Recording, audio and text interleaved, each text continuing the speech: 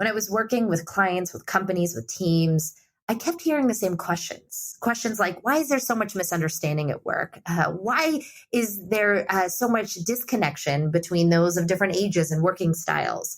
And what I really realized was a big root cause was that there was no rule book for how we really communicate body language in a digital, hybrid, global world.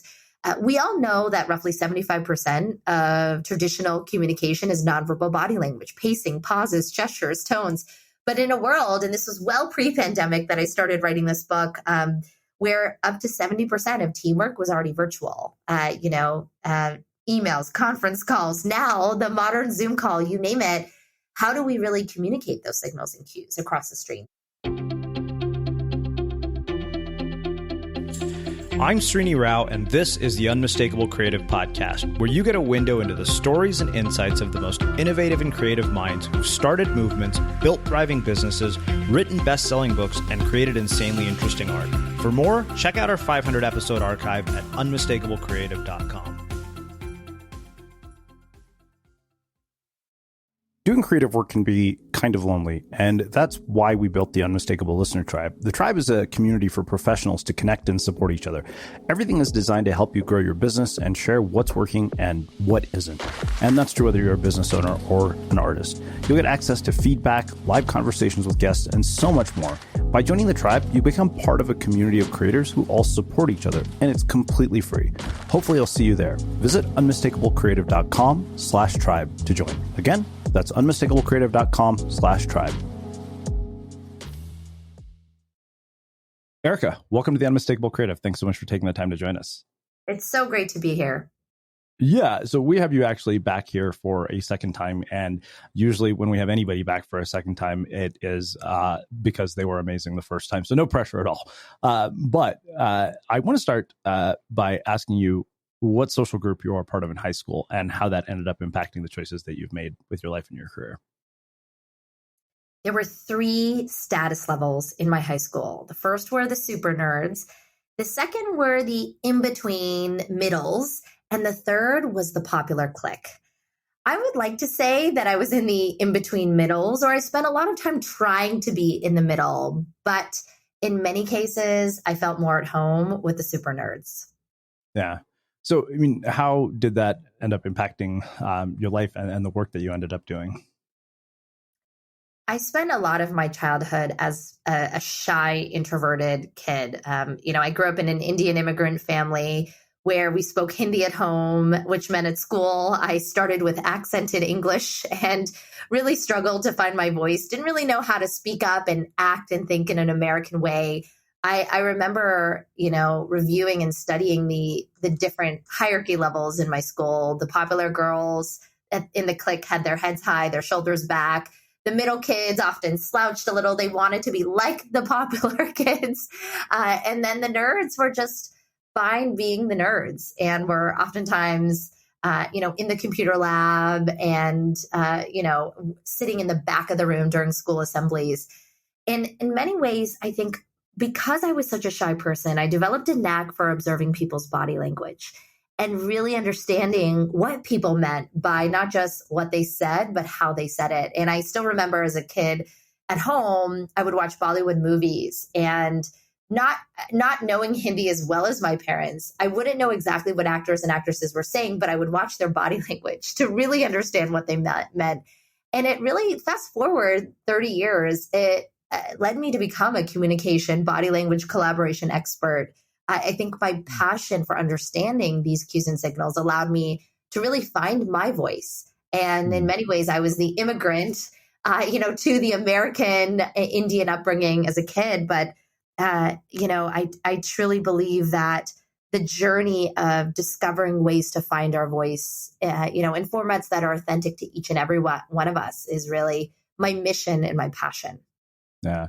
Well, so I have to ask about this whole idea of being shy as a kid, because I think one of the lines that just made me laugh out loud in the book was you said, my Indian family is full of loud talkers. It's just how we were raised, how we learned dialect in our culture. In my family, either you talk loudly or you don't get heard. And the reason I laughed is because anytime my roommate hears me talking to my parents on the phone, he said, why are your parents always yelling at you? I said, dude, they're not yelling. That's just how they speak. And I thought, good to know we're not the only ones alone. So I'm wondering, were you just shy at school or were you shy at home too? At home, I was loud. I was, very comfortable in my family. I grew up in a Punjabi Indian family, and Punjabis are, yeah. And I will say that not all Indian families are loud talkers. I would say I'm married into a family that is not loud talkers. So, so when we show up with the in-laws, it's, there's some culture clash there, but I was very comfortable at home speaking up. I think it was very natural for us to get heard by talking over one another. So I guess I'll say mansplaining was just table stakes, how you got heard at the dinner table in my family culture. At the same time, though, what I think is unique is that listening was an important skill. Also, silence in front of elders was critical, especially in terms of grandparents. And I had a very strict childhood. And I think that led me as I tried to navigate being part of, a very American school in a conservative neighborhood outside of Pittsburgh, Pennsylvania in the Midwest.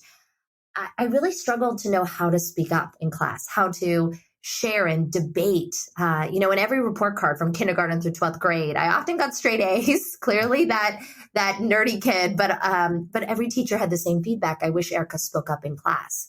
And so I think that I had this ability to share my voice where I felt safe, but learning how to have the courage to share my voice, even in spaces that didn't feel as safe, has been a lifelong journey.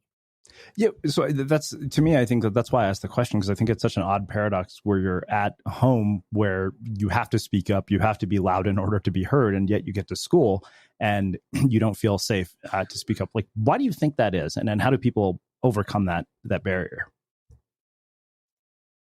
I think in many ways, if I think about,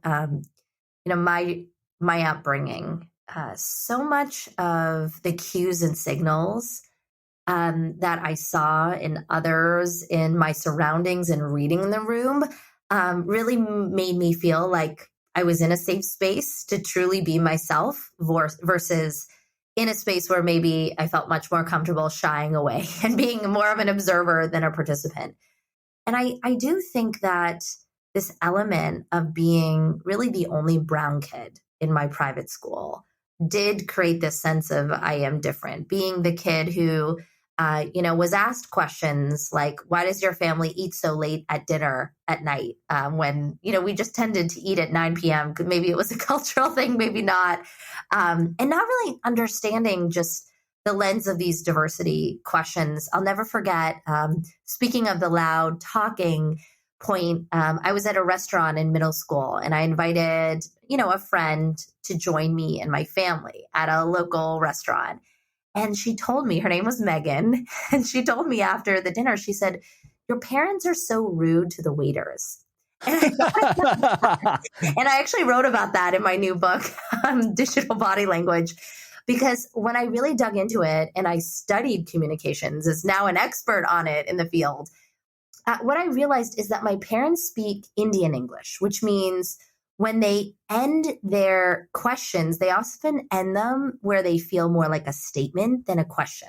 So, for example, when my mother in her, Indian accent says, can you bring us more bread? She doesn't say it in a tone. The tone feels more like, can you bring us more bread? Than, can you bring us more bread? And it's actually some of those intonations that made certain people to feel like my parents are rude and others not. And I think that at the end of the day, we are the products of our upbringings, and we are most comfortable in a lot of those upbringings. And I think that this notion of how you can find your voice in a different place is something I struggled with, and that made me so shy as a kid, but has become a never-ending really passion and creative mission now as a professional. Look, staying healthy isn't easy. Watching your diet, hitting the gym, avoiding stress. But a good night's rest helps boost your overall health and wellness. And it couldn't be easier. The new Sleep Number 360 Smart Bed is the only bed that effortlessly adjusts in response to both of you. The result? You wake up ready for anything. Proven quality sleep is life-changing sleep. Don't miss our weekend special. Save $1,000 on the new Sleep Number 360 Special Edition Smart Bed Queen, now $17.99. Plus free premium delivery when you add a base. Ends Monday. To learn more, go to sleepnumber.com. Yeah. Well, speaking of parents, as a fellow Indian immigrant, I have to ask you, I know that, from reading the book, that both your parents were doctors. So did you get the traditional, Indian kid, this is how you become successful motivational speech that you could be any kind of doctor, lawyer, engineer you wanted to be?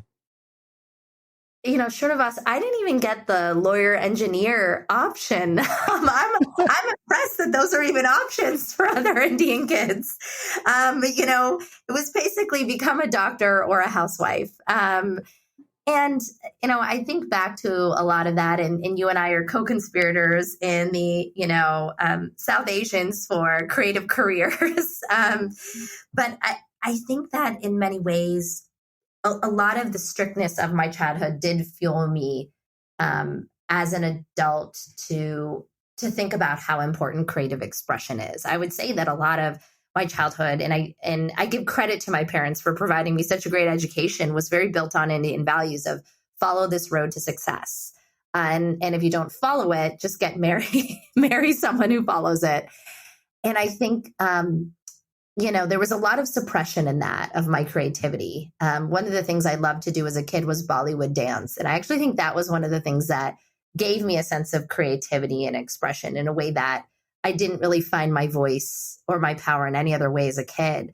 But I think that is one of the reasons I am such a proponent of the importance of creative expression and how we change mindsets on giving individuals space to not just have to follow a rote path, but to test and learn. And even just the power of, free play. Like my daughter is learning free play in her school. And I'm like, I don't think I ever learned that. I learned to memorize. And I think that in many ways, the last year has taught us that we all have to continually unlearn to relearn. And so in many ways, the challenges of it have fueled my passion for it as an adult. So let's talk specifically about the challenges, like navigating this dynamic of telling your parents that you're going to become neither a housewife nor a doctor. What is that conversation like? Because for me, I think that this is one of those things that I realized at this point, they've accepted that that's never going to happen. I'm not going to med school anytime soon. Fortunately, my sister satisfied our family quota and did it. But navigating that dynamic, I think for so many Indian kids is so challenging because, there's just so many expectations from this culture that you grew up in. So what is it like when your parents realize you're not going to be a doctor, particularly because that's the only option they put on the table for you? I'll never forget, being a senior in high school and getting an early decision acceptance to the Wharton School at the University of Pennsylvania, great Ivy League school. And my father came home, I told him, and he said in his firm Indian accent, "You will do a biology major." That was his answer. I couldn't go to a business school undergrad. I needed to do biology. And I think that in many ways, I took more of an avoidance method. I did have this feeling of never being enough, and it probably fueled my fire to just be better, to be 10 times better, or 30 times better, or 50 times better. At the same time, it wasn't healthy because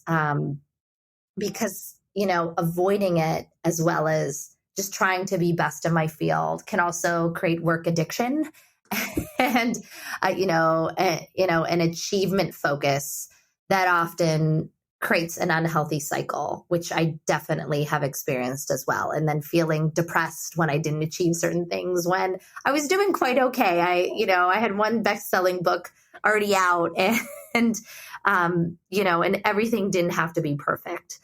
I think that where I really was able to get through those challenges to truly accept myself is only when I hit true breakdown. I remember, fast forward after graduating from Wharton, I went to Wall Street because I was following the path of success in business. And I worked at Lehman Brothers, and I worked at Lehman Brothers through the crisis. And I'll never forget being on the trading floor when this business went bankrupt. And it wasn't just about a business going bankrupt. It rippled the world and caused, frankly, the global recession back in 2008. And I'll never forget that it really caused me to ask myself, such a toxic culture, what do I really want out of life? And I remember like crying one day and just totally breaking down. I remember passing out on the trading floor one day. I had to get to the office at 6:30 in the morning, and I passed out in my chair, and I really had to have that health crisis moment to break through. And my hope is that less people have to do what I did to really start asking these deeper questions. But I've also learned now, we're 10 years after that I have to continually ask myself those questions to give myself space to not continually buy into other people's definitions of success, as well as get into a marathon wheel of achievement addiction that isn't actually the highest and best use of me as a human being. Yeah. So I want to come back to the crisis and the breakdown, but I want to ask you something particularly about being raised by Indian parents, because I started writing out this article about the benefits of being raised by Indian parents. And, the conclusion I came to from it was so many of the things that I thought were a pain in the ass about how my parents raised me have been incredibly beneficial in adult life. The one that I always go back to is the getting paid for your grades. I don't know if you saw those kids or knew any of those kids who basically got $5 for every A. You have that conversation with an Indian parent. It's basically, you get a roof over your head and a meal on the table. This negotiation is over. And I realized the benefit of that was intrinsic motivation. Mm-hmm. And that was invaluable later in life, even though it was annoying as hell when I was younger. So I wonder, for you, what were the things that you thought were a pain in the ass about your parents growing up that actually ended up being invaluable to you later in life? I'll give you a couple of examples and true stories. 5th grade, I'll never forget, I got my first B on a science test. My dad went a little haywire, and I remember crying and lots of arguments, digging into every single question that I had a mistake on, and really being very affected by that. And I think while it was very traumatizing as an 11-year-old, to feel that sense of failure as a kid. I think what my father was really trying to do, don't worry, there was no spanking. It was just, maybe some yelling. We are light talkers, so maybe that was just normal in our family. But it really fueled me to understand that I am born for excellence. Like, there is excellence in me, and I can achieve excellence if I put my head to it. And after that, I did not get B's on science tests. And I think, there is a lot about, this trophy child syndrome and such. And, I'm on the edge. I'm under 40 years old. So I am technically a millennial. But a lot of what the research talks about around millennials being an entitled generation, totally doesn't resonate with me as the immigrant kid at all. I was working my butt off when I was 13 years old.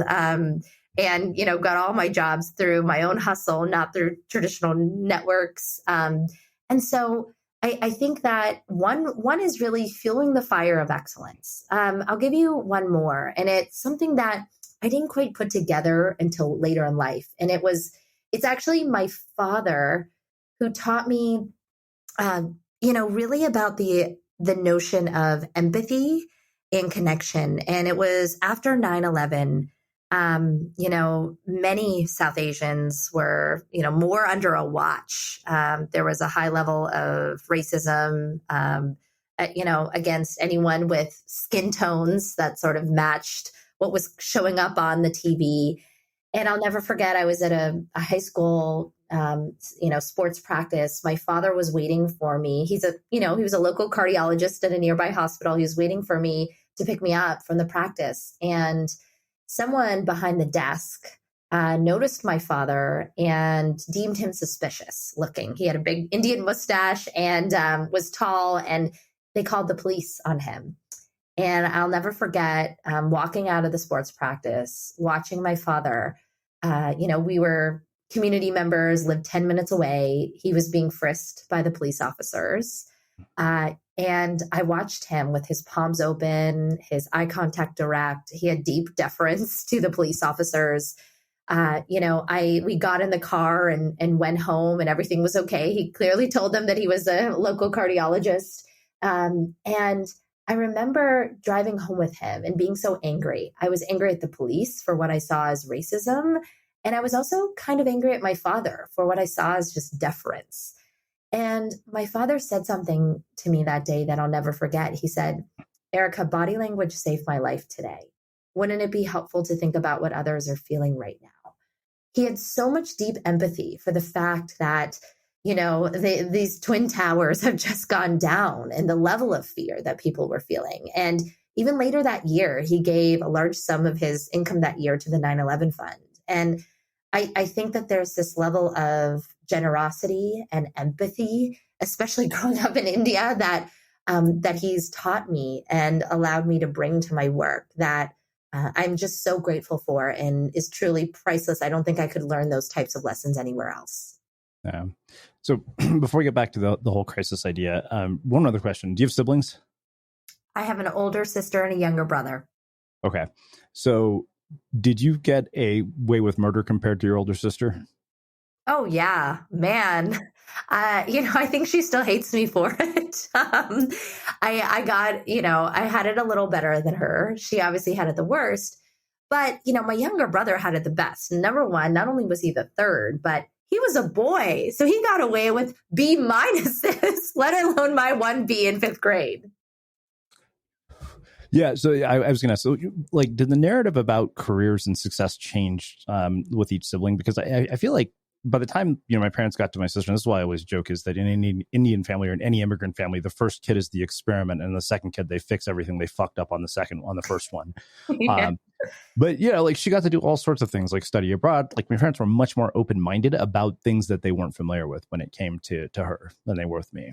Yeah, I think that's exactly right. I mean, my elder sister, the first in the family, became a doctor. Unlike my brother and I, she followed that very traditional path. She wasn't able to go to a sleepover by a friend. I had more leeway on that. And I think, and even things like study abroad is something that I did that she wasn't able to do.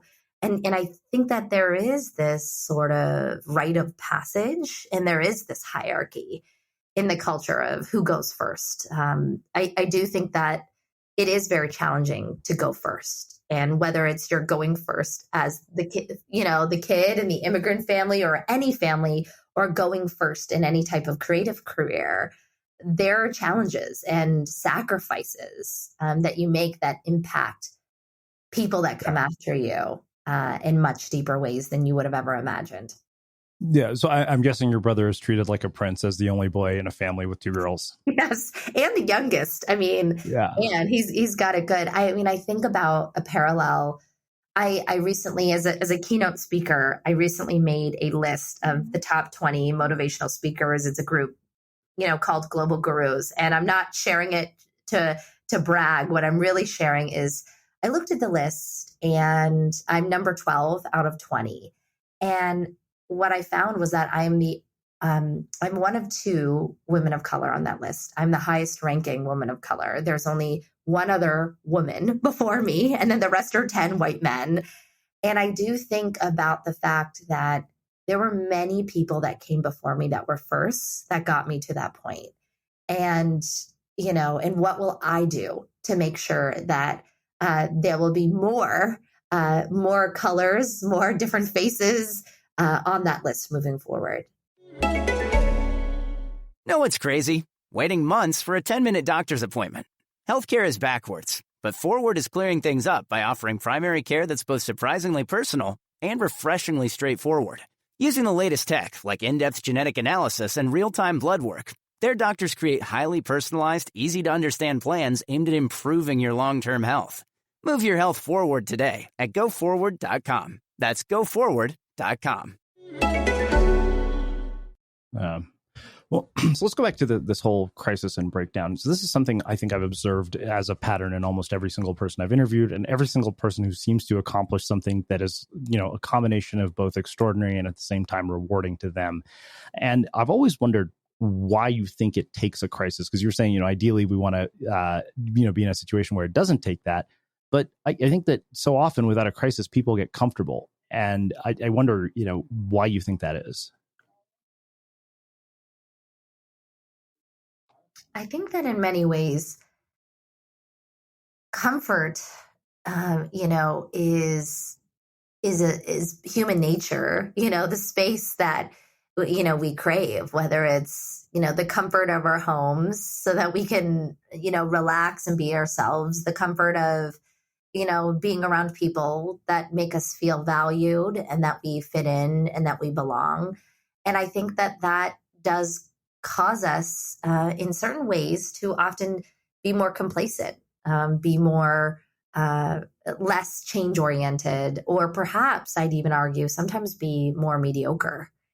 And, I think in all of my experiences in my life, if I think about my peak moments of true excellence, of true highest creativity, it came out of crisis moments. It came out of breakdowns. It came out of moments of lots of resistance or lots of pushback from others that fueled a different creative fire.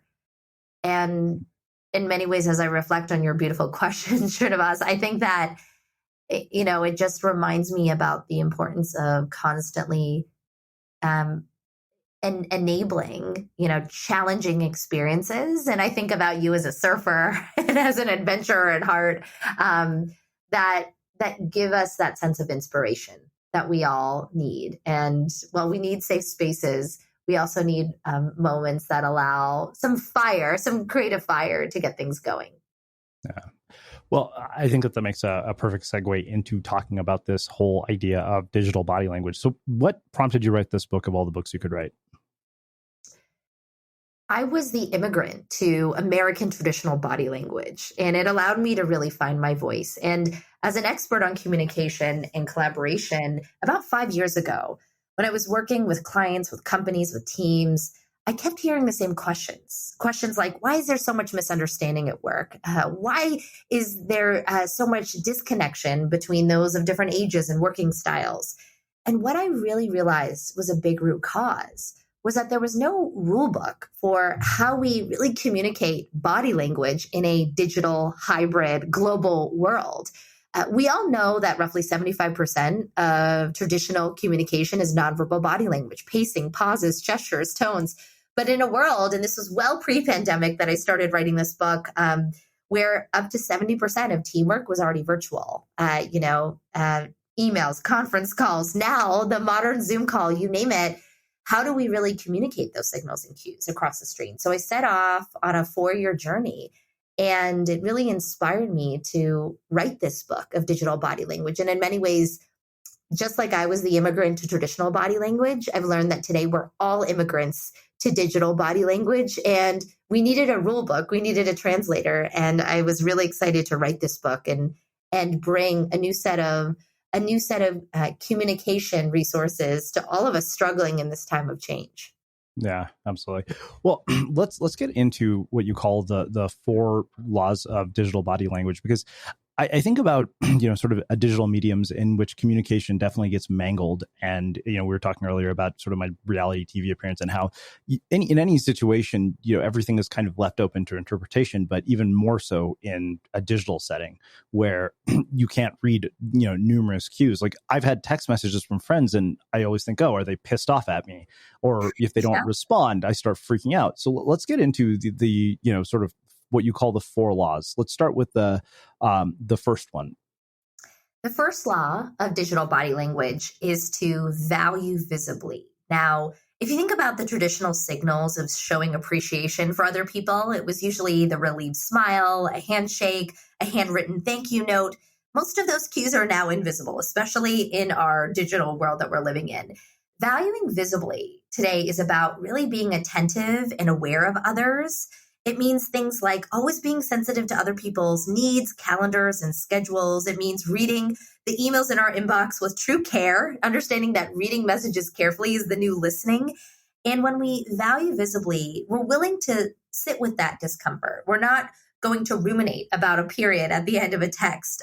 We recognize other people. We don't rush them. We don't constantly multitask. We don't cancel meetings at the last minute. And we're really clear that valuing others is not just sending that THX period email, but taking that extra step, that time to communicate what the smile or the thank you thoughtfully was in a face-to-face setting in a digital channel.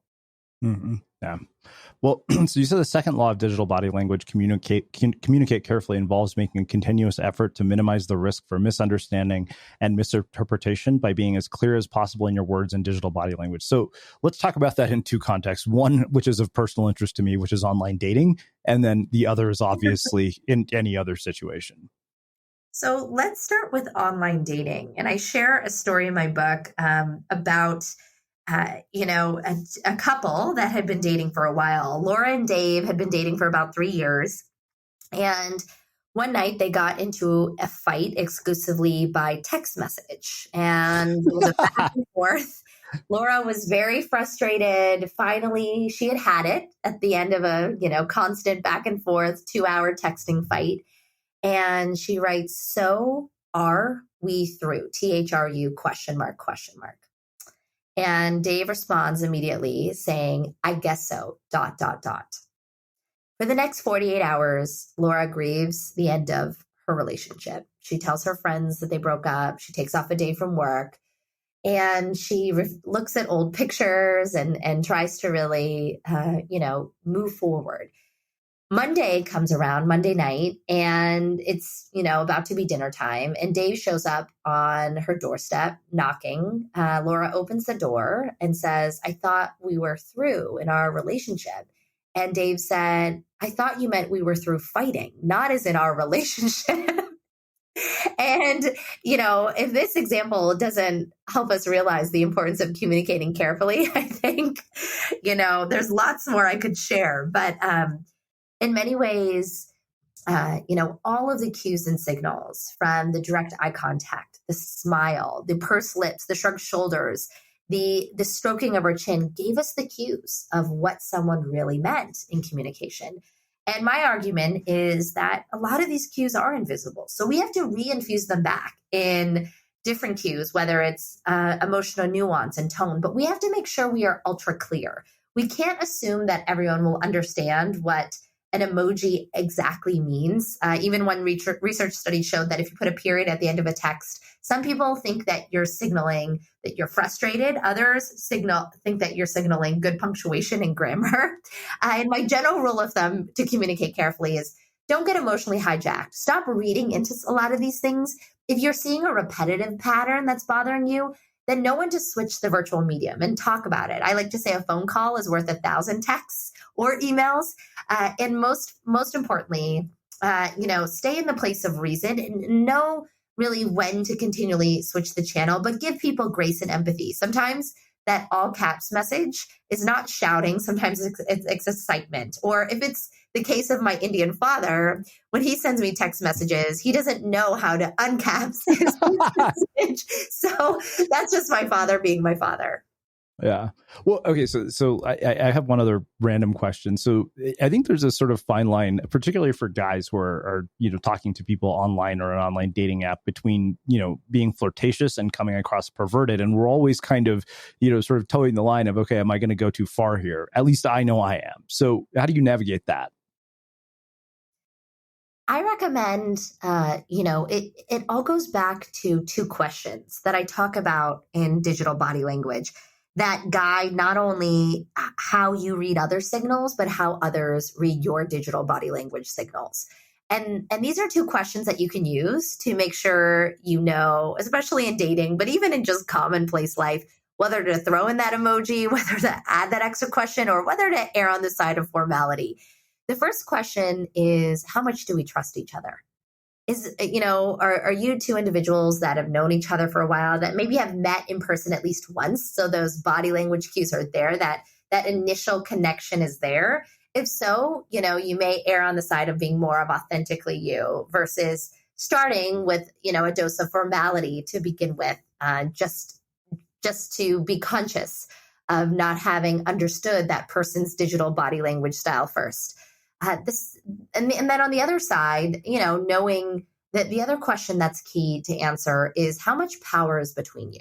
Again, in a dating dynamic, it depends also on the dating app that you're using. Maybe there's a power dynamic, in terms of who reaches out first or who doesn't. But even in the workplace setting or in a job setting, there's power dynamics. And you may respond more quickly or be more formal with someone that has more power than you. And you may send brief one-liners to someone who has less power than you.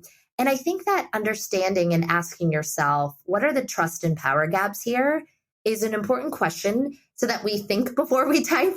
And we're a bit conscious of this. At the same time, sometimes just being yourself, if there's trust, is a great thing. It will allow you to get noticed and stand out. Again, you don't want to go too far or use that eggplant emoji when it's not really appropriate. Yeah.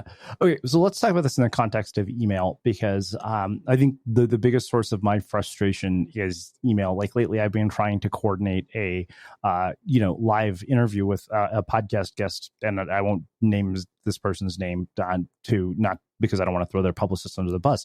It's taken 32 emails to schedule an interview because she won't put all of her questions in one email. And I asked her to do that. And then she asked the same question that I answered in previous emails. So it's like, I finally was like, listen, I finally got on her. I was like, it's taking you 32 emails to get this scheduled and it's still not scheduled. So please send me all of your questions. For your client, you want to get everything to them in one message. And I would appreciate it if you did the same for me. And it was beyond frustrating, but I feel like I see two categories of people who send me emails. One, I have no idea what the hell somebody is emailing me for, or two, they send me a novel to ask me a question. Yeah. This is why I wrote this book. Short of us. I think that it was my shared frustration with the, both, why don't you just get to the point? Stop sending me a prose, stop sending me a book in an email. And then also, just the wasted time, the too many messages separate, is a really difficult thing. So let me do two things here. Let me give you some best practices for how everyone, all the listeners, can send better emails. And then also on the flip side, how do you deal with someone who sends terrible emails to you? How does that sound? Yeah, both sound fantastic. So let's start with how to write good emails, how to write emails that people actually want to read. My general rule of thumb here is that you have to understand that emails are visual. People read them like websites. They don't read them as long prose or as a way you speak out loud. And so understanding simple rules. If you're on the 2 line, making it clear with others that we expect you to respond. If you're on the CC line, maybe you don't need to respond. You just need to read it. The art of the subject line makes or breaks whether people want to read your message. Make it clear, make it concise. If you have a work request, have a time deadline. I even recommend things like 4D, which means I need this in 4 days, or 2H, which means I need this in 4 hours, or say it's urgent when it's urgent, or give clear requests, especially when you're following up. Don't just send something back to the RE chain and the subject line. Make it clear what you need. People read their inbox through their subject lines now. Then when you go to the body of the email, understand that it's visual. Use bold lines, underlines, bullet points. Again, people read this in a way where you need to get to the point clearly and quickly. And so the more that you can understand, it's the art of a visual message, and people read visually, not in prose form, the more likely that others will read your message and get to the point. And always just having I have a box in the book called Think Before You Type Checklist. And it's a checklist that just goes through some common things that everyone should really be careful of, like asking yourself, is this an appropriate tone? Am I sending this message at the right time? Don't send it Friday afternoon if you know they'll miss it. Schedule it for Monday morning. Is this the best channel to use? Do I have everything that the receiver needs to respond to this message? And if we take those 30 seconds, we will realize how important this is and we'll have much more success. Now, if you're on the other end, you get terrible emails. I recommend a few things here. The first is to respond very clearly with exactly what you need. And as you said, try to say, could you share it all in one email instead of multiple? Like, be blunt and to the point, especially if there's high trust levels. If this is someone you've never met before and you're working with their assistant, again, it is hard to do this. But depending on that power dynamic, I err on the side of trying to really ask them to get exactly what you need in one message. Otherwise, it is very annoying and distracting. If you're following up with someone, change the subject line as well. It can often help to make sure that you get exactly what you need, and know when to just pick up the phone and stop responding to emails. Yeah, I think the other people that frustrate me with this are book publicists, because they just send me the same, cut and paste pitch that 1,000 people have gotten. And I'm just like, okay, I don't really know what this person does. And you've sent me a novel length galley letter. And like, we even have a form on our website that says, if you send us a galley letter, we'll delete the pitch. Yeah. Luckily, I know you, and my book publicist didn't send you an email. But I bet, if that was the case, it happens so much more than we think. And I think that the key message of this book is slow down and write better emails. And when you do, it's not a trivial thing. It makes or breaks relationships now. Well, okay, speaking of communication, I didn't want to get out of this without talking about emojis, and then we'll get into the other two laws and wrap things up. But you say today, even for the most skilled communicators, emojis have become an essential shortcut. Not only do they appear in text and group chat tools, but they also show up in PowerPoint slides, video meeting discussions, and emails. Using emojis, we can express ourselves faster, more vividly, and literally more colorfully. That said, we often create more confusion than intended when we rely on emojis in lieu of actual words. So let's talk about the use of emojis in a way that, doesn't drive people crazy or make them wonder what the hell you're trying to say. Emojis in many ways are like the new facial expressions. You can be happy, you can show sadness, you can show gratitude, you can show excitement, all through different levels of emojis. Even in the Oxford English Dictionary in 2015, their word of the year was a face with tears of joy emoji. And so I really believe that emojis are here to stay. They are a new universal language, especially in the last year. They've captivated even corporate cultures. And of course, err on the side of formality if, it's a financial services or insurance company, but they become much more common. I think that my general rule of thumb with emojis is to just simply think before you emoji, understand when it can actually help. And make sure you are not signaling something confusing as well. So try to avoid using emojis for passive aggressiveness. They can be used in that case to try to say, thank you so much emoji when you're really annoyed with someone. Try to use it in a way that is standard with those you're communicating with. Otherwise, it can create a lot of confusion for them. And I think at the end of the day, also know that there are dynamics and actually judgments across different cultural backgrounds. In fact, one study showed that a younger female that used multiple emojis in the workplace compared to a man at any rank level in that same company, the woman would be more likely to be seen as incompetent. The man would be more likely to be seen as casual and friendly. And I'm a big fan of just being who you are. But similar to the way we have biases like up talking and voice pitch, there are digital body language biases, and it's critical to simply know your audience. So let's talk about the third law, which is this whole idea of collaborating confidently. Talk to me about that and how it's done, because everything we're doing today, particularly when we're all remote workers, is all collaboration with people in different places. Collaborating confidently at its heart is about always prioritizing thoughtfulness over speed. It's about making sure that we are not just rewarding the fastest person who responds to an email, the quickest person who jumps in on a Zoom call. We're taking the time to thoughtfully engage introverts and extroverts. Even simple things like always sending agendas in advance of an email is not just a trivial good best practice. It helps introverts process ideas, prepare, actually be ready to share their thoughts. If you say in a video call, who wants to share, we're usually much more likely to just hear from extroverts and the most senior people. And we're not actually creating psychological safety for those to speak up.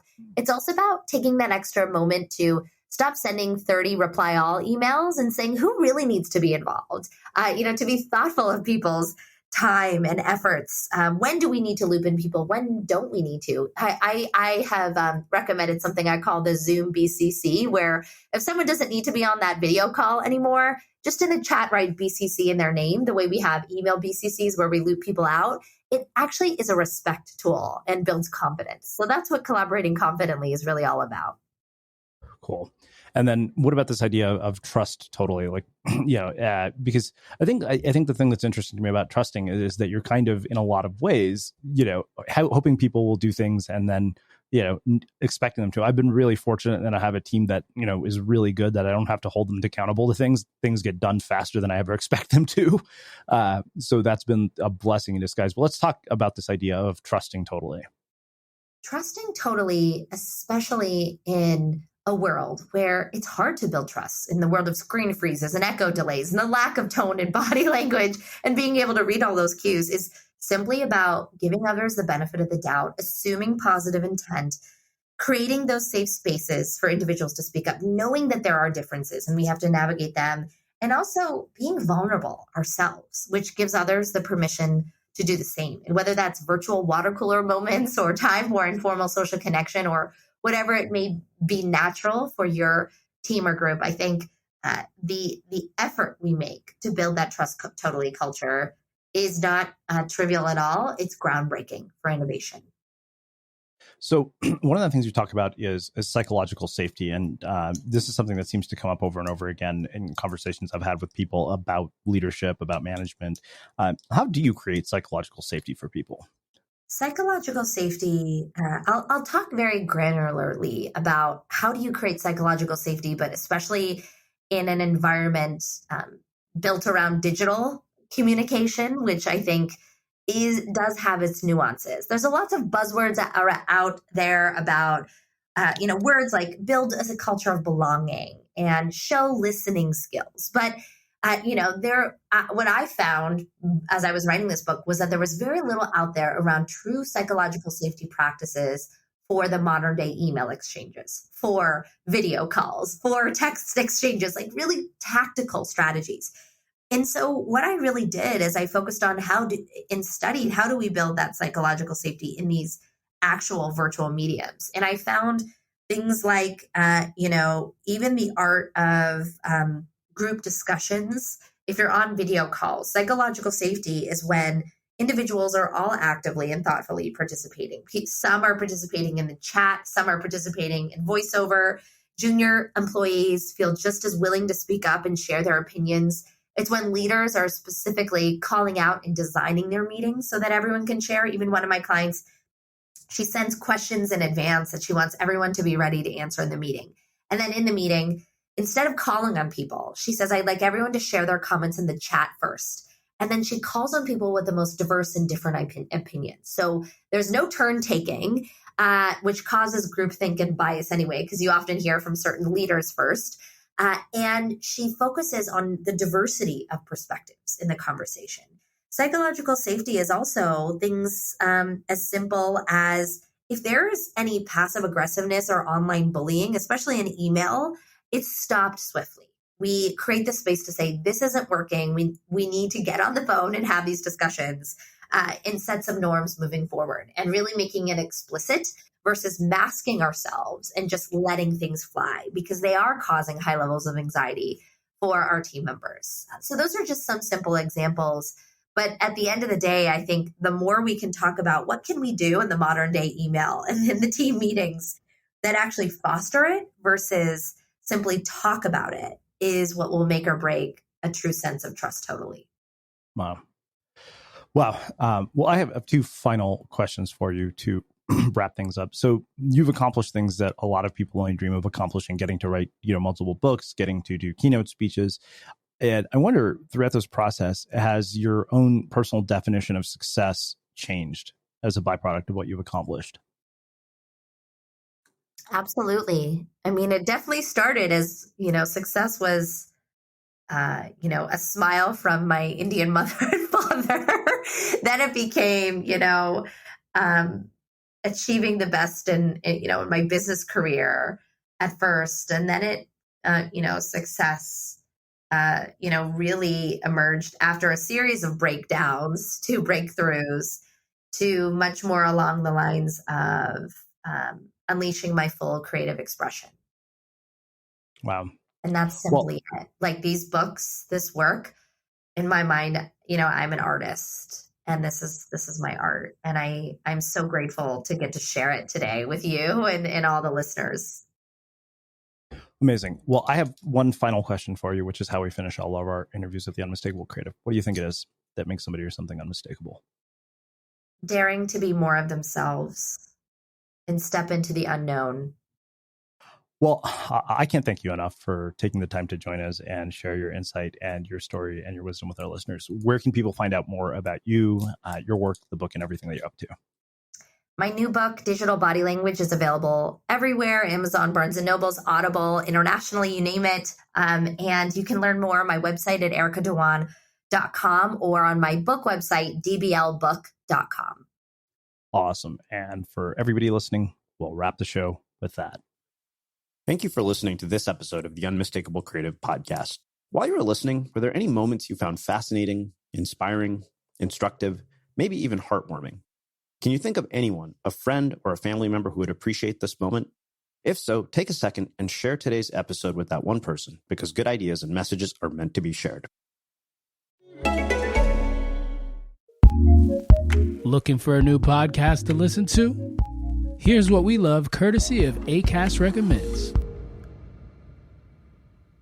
Join me, Kim Zolciak-Bierman, and my husband, Corey Bierman, for a brand new episode of House of Kim every Wednesday, where we unapologetically share the ups and downs of our unpredictable life with 6 kids that you may have seen on Bravo TV. I have been a parent since I was 18 years old and was a single parent for many, many, many, many years. When you become a mother, you'll understand that drive to succeed, that passion. They give you another force behind your body that you'll never understand until you're there. And just like you guys, we are always trying to find a way to inspire and increase positivity in our daily lives. A little something like this. It's your life. You should live your life, and you should want to live your life to the best and fullest. Do what makes you happy. Listen to House of Kim on Acast or wherever you get your podcasts. Acast recommends.